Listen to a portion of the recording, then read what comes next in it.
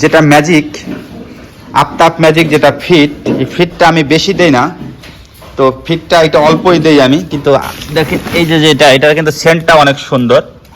তো আফতাবের যে magic milk plus, এটার ফলাফল ভালো, এটাও খাওয়াইতে পারেন আপনারা যদি আপনার এলাকায় থাকে। আসলে এক এক এলাকায় এক একটা হয়। আর এছাড়া যেটা আমি ক্যালসিয়াম করি না, কিছুই কোনো ইনজেকশন করি না আমার গরুকে। আর বাড়তি খাবারের মধ্যেই এই একটাই আছে, এইটাকে খাওয়াই, এই এটিক্যাল ভ্যাটটাই আমি আমার গরুকে দেই। সেন্টাই কিন্তু গরু ভালো খায়, ভালো চাটে। আর অন্য অন্য ওষুধ দিয়েছি, দেখেছি আমি গড়ার মধ্যে দিলে পরে ওষুধের যে গন্ধ থাকে, গন্ধতেই কিন্তু গরুতে খাইতে চায় না। কিন্তু এই আর্টিকেল ভ্যাটটা, এটার একটা গন্ধ না, এটার একটা সেন্ট, ভালো একটা সুগন্ধি। এই সুগন্ধি ওদের কোনো প্রবলেম হয় না, ওরা ভালো সুস্বাদু হিসাবে করে খেয়ে নেয়। সুপ্রিয় দর্শক, দেশ ও দেশের বাইরে থেকে যারাই আমার এই প্রতিবেদনটি দেখছেন, সবাইকে জানাই আন্তরিক অভিনন্দন। আর যারা আমার ভিডিও দেখেন, ভিডিওতে জানতে চেয়েছিলেন যে আমি গরুকে দানাদার খাবার কি খাওয়াই, দানাদার খাবার সম্বন্ধে যারা বলতে বলেছিলেন, যারা একটা ভিডিও চেয়েছিলেন, তাদের উদ্দেশ্য করেই আমার এই ভিডিও আজকের। তো আর কথা বাড়িয়ে না বাড়িয়ে চলেন যাই আমরা দানাদার খাবার আমার গরুকে কি কি খাওয়াই, কি কি। এটা থাক শেষ করে দেবে ওই, হ্যাঁ ওটার তাই না, এটাকে সরি। তো আমরা আমাদের গরুর দানাদার খাবার কি কি খাওয়াই, তো দানাদার খাবার খাওয়ারের মধ্যে বেশি দানাদার খাবার খাওয়াই না আমরা, অন্যান্য দানাদার খাবারের উপরে ডিপেন্ড করতে হয় কিছু আমাদের। তো ভিডিও বাড়াবো না, চলুন আমরা ভিডিওর মূল পর্বে যাই। তো আপনারা যারাই রিকোয়েস্ট করেছিলেন তাদের অনুরোধেই আমার এই ভিডিও। তো এই যে বাছুর, ও কিন্তু এখনও শুধু দুধ খায়, ও কিন্তু এখনও ধরেনি, ঘাস ধরেনি। ঘাস খাওয়ানোর চেষ্টা করতেছিলাম কিন্তু ঘাসও খায় না। এটা হচ্ছিল নাবিলের মোটা ভুসি, আর এটা হচ্ছিল আফতাব কোম্পানির ম্যাজিক মিল্ক প্লাস। আর খাওয়াই হচ্ছিল ধানের কুড়ো যেটাকে বলে। তো এটা দেখেন, এটা কিন্তু অটোমেলের কুড়ো না, এটা কিন্তু দেশাল যে বাড়িতে বাড়িতে যে ভাঙানো হয়, আবার যেটা এমনি সাধারণত নর্মাল যেটা ভাঙানো হয় ধান সিদ্ধ করে, সেটাই কিন্তু কুড়ো। এটা অটো কোনো রাইস মিলের কোনো কুড়ো না। এটা প্রতিদিন প্রায় 80 গ্রাম থেকে 85 গ্রাম প্রথম এক সপ্তাহ দেই। এক সপ্তাহ দেওয়ার পরে আবার একদিন বাদে দেই। তো এই আর্টিকেল ভ্যাটটা হচ্ছে হলো একমি কোম্পানির। তো একমি কোম্পানির আর্টিকেল ভ্যাট, এটার যে এটার বডি রেট আছে 2800 টাকা। কিন্তু আপনারা যদি আপনাদের ওষুধের দোকান থেকে, গরুর ওষুধ যেখানে বিক্রি করে সেখান থেকে যদি আপনারা কেনেন, পরিচিত হয়, তাহলে সেক্ষেত্রে 2200 থেকে 2250 টাকা নিতে পারে। 2200 টাকা নেয় না আসলে, কিন্তু 2250 টাকা রাখতে পারে। তো আমি আগেই আর্টিকেল ভ্যাটটা খাওয়াইতাম না, কিন্তু এটা খুবই ভালো একটা কার্যকরী একটা ঔষধ, এটা আপনারা খাওয়াইতে পারেন। এটা থাকে 5 লিটার। প্রথম এক সপ্তাহ এটাকে প্রতিদিন দিতে হবে, আর এরপরে যে একদিন বাদে খাওয়াইতে পারেন।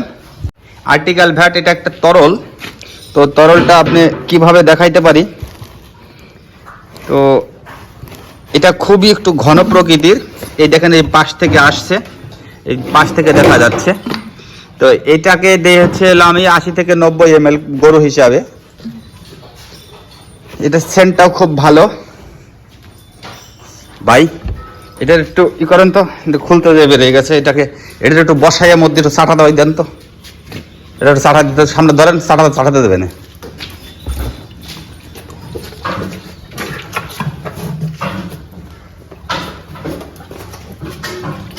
দেনা চাটা দেওয়ার কথা। হ্যাঁ, আর যে গরুটা আছে হাড় বের করা, এই হাড় বের করা গরুটাই সকালবেলা 12 লিটার দুধ হয়। এই হচ্ছে ওর অলান, এই হচ্ছে ওর দুধের ট্যাঙ্কি। তো এটাই সকালবেলা 12 লিটার দুধ হয়। আর বাছুর যেহেতু এখনো ছোট, তো বাছুর ছোট থাকার কারণে কিন্তু আমি আর বিকাল ওকে দোয়াই না। বাছুর কিন্তু শুধু এখন দুধই খায়। এটার বয়সে যে হয়ে গেছে 23 দিন আজকে। এই 23 দিন এখন পর্যন্ত ঘাস ধরে নাই। ঘাস খাওয়ানোর চেষ্টা করছে, নিচে কমলি ঘাস আছে, দেখা যাচ্ছে যে কচি ঘাস যাতে খায় কিনা, খাওয়ানোর চেষ্টা করছে। পাশাপাশি হাতে ধরে খাওয়ানোর চেষ্টা করছে ভুসি। তো আমার যে 4টা গরু ছিল, এখন 4টা থেকে 3টা এসেছে বাচ্চা, 4টা থেকে এখন 7টা হয়েছে।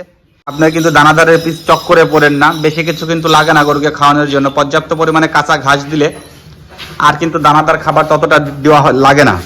তো আমার যে গরু আছে এটা সকালবেলা 12 লিটার দুধ হয়, আর বিকালবেলা যদি দোয়াই তাতেও 5-6 কেজি হয়, কিন্তু 5-6 কেজি বিকালবেলা দোয়াই না। তো আমার কিন্তু এই যে বড় গরুটা, এই বড় গরুটায় আমি 4.5 কেজি থেকে 5 কেজি দানাদার খাবার দেই। এই 4.5 কেজি 5 কেজি দানাদার খাবারের কিন্তু বেশি আর আমি দেই না। তো এই 4.5 কেজি 5 কেজি দানাদার খাবার যদি আমি ওকে খাওয়াই, তাহলে পরে দেখা গেছে অ্যাভারেজ ওকে আমি যতটুকু খাওয়াচ্ছি আর ওকে দিয়ে পিছনে যত খরচ আছে, পাশাপাশি খরচটায় 6 মাস পর্যন্ত দুধ দেবে। 7 মাস দোয়ানো যায়, 7 মাস পরে আর দোয়ানো ঠিক হবে না, দোয়ানো উচিত হবে না। তো এই 7 মাস পর কিন্তু বাছুরটা দাঁড়া হয়ে যাবে। এর মধ্যে যদি প্রেগনেন্ট হয়ে যায় তাহলে পরে মাশাআল্লাহ ভালো, তাহলে পরে লাভবান হওয়া যাবে। নাহলে পরে দোয়া গাইতে কিন্তু যদি দুধ বেচে যদি ওকে চালাইতে হয়, ও 6 মাস 7 মাস দুধ দেবে আর ও 6 মাস বসে খাবে। তো পাশাপাশি থাকবে একটা বাছুর, আর এখন যেটা বেশি দেবে এই বেশিটাই পরের টাইমে ওকে খাওয়াতে হবে। তো শুধু দানাদার খাবার খাওয়াই আপনার টাকা শেষ করবেন না, কিস্তি তুলেন না, কিস্তি তুলে গরুকে খাওয়ায়েন না, তাহলে কিন্তু কিস্তির টাকা গরুতেই শেষ করে দেবে। তো যা কিছুই খাওয়ান গরুকে হিসাব করবেন, প্রতিদিন যত খাবার দেবেন ওদের ততই কিন্তু লাগবে। আপনি 10 কেজি খাবার ওকে দিতে পারেন, 10 কেজি খেয়ে নেবে। তো হিসাব করেই খাওয়াইতে হবে। খামারি ভাইদের প্রতি অনুরোধ, আগে আপনার নিজের জায়গা ঠিক রাখেন, তারপর ওদের খাওয়ান। কিন্তু আপনাদের যদি পর্যাপ্ত পরিমাণে কাঁচা ঘাস থাকে সেক্ষেত্রে কিন্তু দানাদার কম খাওয়াইলে হবে। আর যদি পাশাপাশি আপনারা এই ক্যালসিয়াম ওষুধটা খাওয়ান সেক্ষেত্রে কিন্তু আপনার রোগে আক্রান্ত কম হবে। আপনার ওই গরুর যে রগে যে ইঞ্জেকশন দিতে হয়, কিছুদিন পর দেখা গেছে দুধ দিয়েছে, দুধ দেওয়ার পরে আর উঠতে পারে না, উঠে দাঁড়াইতে পারে না, দুর্বল হয়ে যায়। তো সেক্ষেত্রে যদি পাশাপাশি আপনারা এই আর্টিক্যাল ভ্যাটটা যদি আপনারা খাওয়ান, রগে ইঞ্জেকশন করতে হবে না, রগে স্যালাইন দিতে হবে না, সুস্থ সবল থাকবে, আপনিও লাভবান থাকবেন। সুস্থ থাকবে গরু, সুস্থ থাকবেন খামারি, বাঁচবে আপনার খামার। তাই নির্ভর করবেন না কেউ দানাদার খাবারের উপর। সবাই ঘাসের প্রতি আগ্রহী হন, যে যতটুকু পারেন পর্যাপ্ত পরিমাণে কাঁচা ঘাস গরুকে দেন। কাঁচা ঘাস কিন্তু আপনার কিনতে গেলে কস্টিং কম হবে, খরচ কম হবে আপনার। আর যখনই আপনি দানাদার খাবারের পরে ঝুঁকে যাবেন, খড়ের প্রতি ঝুঁকে যাবেন, তখন কিন্তু আপনার কস্টিংটা বেড়ে যাবে। আর যখন কস্টিংটা বেড়ে যাবে তখন কিন্তু আপনি লোকসানে পড়বেন। তাই পর্যাপ্ত পরিমাণে কাঁচা ঘাস দেন, কাঁচা ঘাসের বিকল্প কিছু নেই।